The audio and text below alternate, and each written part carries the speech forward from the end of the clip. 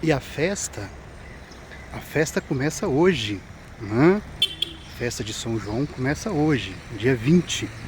É hoje, amanhã e domingo, certo? Já está tudo preparado, tá muito movimento hoje à noite aqui em São João de Viçosa. E num vídeo anterior eu postei a construção, né? A montagem da nossa fogueira. É uma tradição aqui em São João de Viçosa, né? Então eu vou, ó, mostrando aqui o palco, ó. Esse é o palco, né? Vai ter shows da própria comunidade. Aqui, ó, aqui é o ginásio onde que acontecerá toda a festa. Tá passando muito movimento, que a BR aqui do lado, ó. E o movimento é muito grande de caminhões.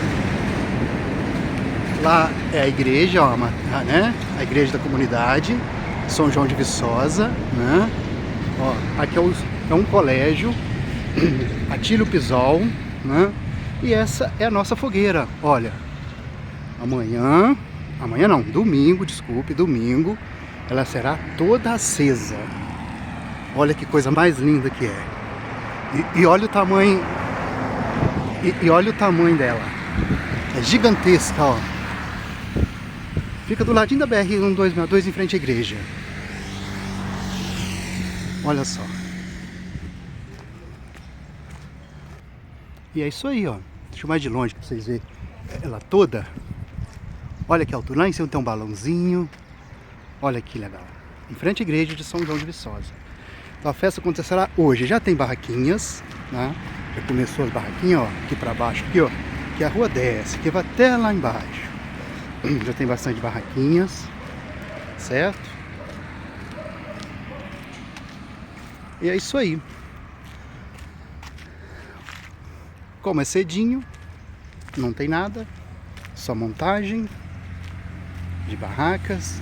A festa é mais à noite, começa hoje. Amanhã tem o passeio ciclístico a partir das 8 horas. Tem a programação de cantores, tudo cantores aqui da própria região, não vem cantor de fora, até porque o lugar é pequeno, é só uma comunidade, mas a festa fica muito aconchegante, vem muita família, amigos, né? Toma aquele vinho, come aquela polenta, né? E é isso aí, ó. Aqui essa rua aqui, ela desce, vai até lá embaixo, vai até lá no final, tudo cheio de barracas, certo? Aqui tem uma placa, ó, São João de Viçosa, né? Ó, vendo? E essa é a localidade de São João. Olha o céu, não tá maravilha? E eu vou caminhar. Porque eu tenho 4 horas de caminhada. Certo, pessoal? Um abraço pra você e vamos nos falando. Tchau, tchau.